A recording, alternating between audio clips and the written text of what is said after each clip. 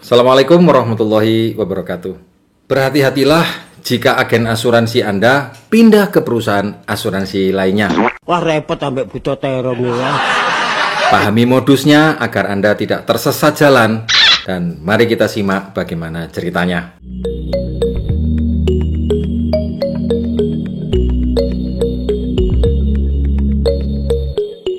Terlepas dari peran positif yang telah dilakukan para agen asuransi, masih banyak oknum agen asuransi yang tidak bertanggung jawab terhadap polis yang telah Anda miliki sebelumnya. Kalau Anda tidak hati-hati dan Anda tidak teliti, maka rencana finansial yang telah Anda susun dengan baik akan rusak. Oh, wes angel. Karena itu tetaplah gunakan logika dan akal sehat Anda dalam mempertimbangkan penawaran agen ini. Seperti apa modusnya? Playing victim. Mereka bertindak sebagai seorang korban perusahaan asuransi.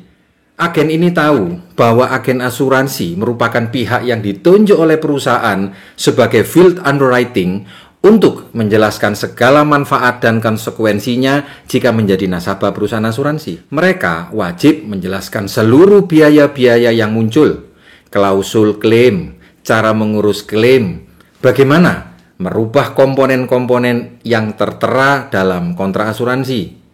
Apa sih hak dan kewajiban nasabah? Di mana peran agen asuransi? Kasus yang paling banyak terjadi adalah jika polis nasabah memiliki manfaat investasi atau unit link. Agen asuransi Allianz wajib menjelaskan bahwa tujuan investasi adalah untuk membantu membayar biaya asuransi, manakala nasabah terpaksa harus cuti premi untuk sementara atau mengalami kesulitan pembayaran biaya asuransi. Di sini saya tidak menjelaskan tentang alokasi pembayaran premi dan konsep hebat dari unit link. Anda bisa lihat di video-video saya sebelumnya. Terus modusnya seperti apa sih? Anda perlu tahu ya, ketika agen asuransi Anda telah pindah ke perusahaan asuransi lainnya, maka mereka membutuhkan omset baru agar memperoleh nama dan memperoleh penghasilan. Lalu siapa yang ditemui? Ya, paling mudah menemui Anda. Karena Anda adalah nasabah asuransi di perusahaan asuransi sebelumnya kan? Mereka akan memanipulasi diri Anda demi kepentingan pribadinya. Agar Anda percaya dengan penawarannya, maka mereka akan menceritakan segala hal buruk tentang perusahaan asuransi sebelumnya. Kayak ngene arek. Kok niru makne gak ngene arek iki. Nek niru makne ngono mesti pinter.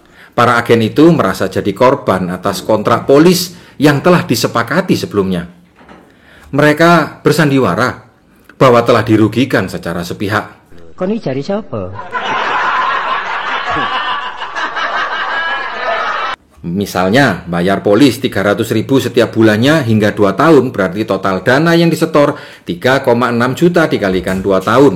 Itu berarti sama dengan 7,2 juta. Lalu setelah dicek, ternyata nilai investasinya hanya tersisa kurang lebih 1 jutaan. Kemana 6,2 jutanya? Mereka secara jahat mengajari bahwa uang yang disetor haruslah sama dengan nilai investasinya. Mereka memprovokasi nasabah yang nggak ngerti ini untuk mengajukan komplain kepada perusahaan asuransi melalui agen proksi yang berada di atasnya. Mereka minta pertanggungjawaban. Mengapa uangnya kok cuma segini? Dibikinlah ramai. Akan dilaporkan kepada pihak yang berwenang bahwa ada unsur yang tidak dijelaskan secara transparan oleh perusahaan asuransi. Bahkan, mereka meminta uangnya semua itu kembali secara utuh. Kok nek ngomong sing genah, ojo ngowos ngomong. Kalau nggak bisa minta kepada perusahaan asuransi, dia akan meminta uangnya utuh kembali kepada agen proksinya. Apa itu agen proksi? Begini ya, dalam perusahaan asuransi, jika agen Anda sudah keluar atau mengundurkan diri, maka akan ditunjuk agen lainnya untuk melayani Anda. Biasanya adalah agen asuransi yang lebih senior, karena setiap agen asuransi pasti ada manajer di atasnya. Modus seperti ini sangatlah sering terjadi. Mereka berpura-pura sebagai korban. Padahal pada saat mereka dulu menjadi agen asuransi telah mengetahui bahwa asuransi bukanlah investasi, asuransi bukanlah tabungan.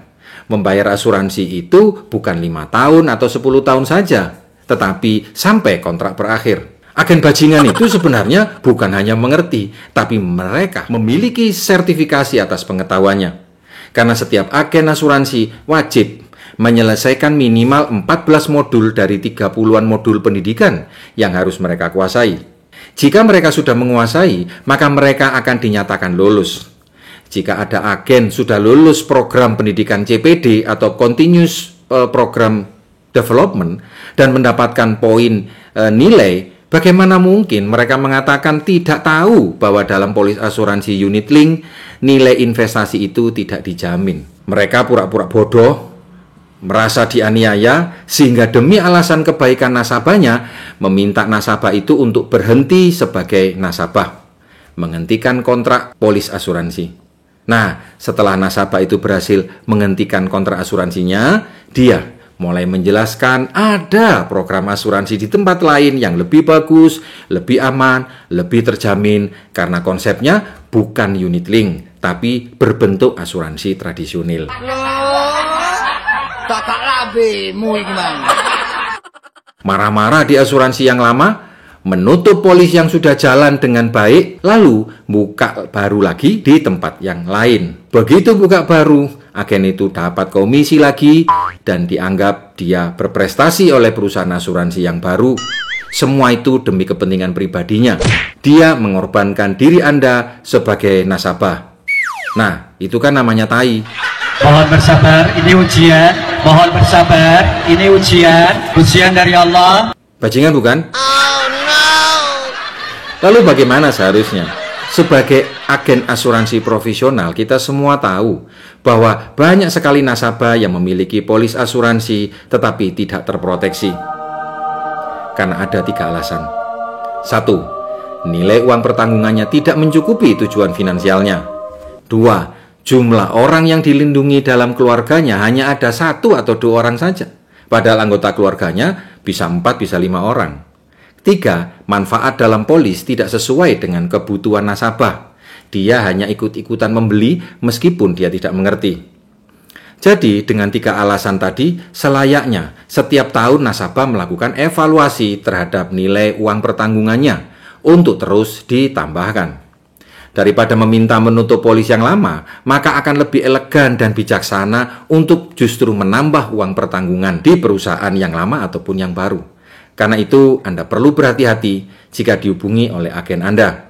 Kemudian, dia akan menceritakan bahwa dia tidak lagi bekerja di perusahaan asuransi sebelumnya. Kenali motifnya. Adakah modus untuk mengambil keuntungan secara sepihak? Sebagai tambahan informasi saja, jauh lebih murah bagi Anda untuk menambah uang pertanggungan di perusahaan asuransi yang lama daripada harus membuka kontrak polis yang baru. Dan ini berlaku pada semua perusahaan asuransi manapun. Mengapa demikian? Karena setiap kontrak baru, nomor polis yang baru akan dikenakan biaya yang jauh nilainya lebih besar, seperti dikenakan biaya akuisisi atau upah ujroh, ya berkisar selama 1 hingga 5 tahun mendatang. Agen asuransi yang mengatakan tempat barunya lebih baik daripada sebelumnya, kemudian dia membandingkan produk asuransi unit link dengan produk asuransi tradisional adalah tidak rasional. Itu seperti membandingkan enak mana antara naik mobil dengan menikahi janda beranak 3. Omongmu kayak wong tandes. Saya pernah menjumpai bahwa nasabah yang marah-marah atas polis yang mereka miliki berani mengatakan atau mengeluarkan kata-kata yang tidak pantas kepada customer service perusahaan. Mereka merasa kecewa dengan pelayanan agen asuransi karena mereka tidak diberitahu. Tiba-tiba mereka tersadar kalau merasa ditipu oleh perusahaan asuransi selama bertahun-tahun. Itu tidak 100% berdasarkan kenyataan. Mengapa? Sikap mereka ada yang bersumber dari narasi settingan pihak lain yang memiliki kepentingan ganda. Di Indonesia ini ada praktek jahat yang digerakkan oleh mafia asuransi. Dan mereka telah terbukti secara sah dan meyakinkan di pengadilan telah menipu perusahaan asuransi dengan menggunakan nasabah sebagai pionnya. Silakan cek link di deskripsi tentang mafia asuransi. Para mafia ini memanfaatkan industri asuransi sebagai sumber penghasilan yang tidak halal. Mereka merekayasa klaim asuransi sehingga kasusnya dibuat serumit mungkin agar viral. Bisa cek di deskripsi di bawah tentang rekayasa klaim asuransi. Saya adalah agen asuransi sekaligus nasabah perusahaan asuransi Allianz. Selama 10 tahun terakhir, saya merasakan manfaat yang besar dengan akadnya. Akad saling tolong-menolong sesama peserta. Nilai santunan yang diberikan oleh perusahaan Allianz menurut saya terbilang cukup besar, biaya ujro yang dikenakan jauh lebih murah, dan yang terpenting, ada ketenangan karena polis itu diterbitkan oleh perusahaan asuransi dengan dukungan manajemen kelas dunia. Allianz adalah perusahaan yang memiliki rating tertinggi di kelasnya. Dia tercantum sebagai perusahaan kelas dunia di Forbes. Di tahun 2022 lalu, dia menempati rating 35, sedangkan dua perusahaan asuransi lainnya dengan rating yang lebih tinggi berasal dari Cina, dia berada di ranking 17, dan United Health dari Amerika di ranking 22. Dua perusahaan itu tidak ada di Indonesia. Silakan cek di link deskripsi di bawah. Bapak Ibu yang saya hormati, agen asuransi yang gemar menyarankan nasabahnya untuk pindah-pindah asuransi sangatlah berisiko untuk Anda. Membuat premi yang harus Anda bayar lebih tinggi seiring dengan bertambahnya usia Anda.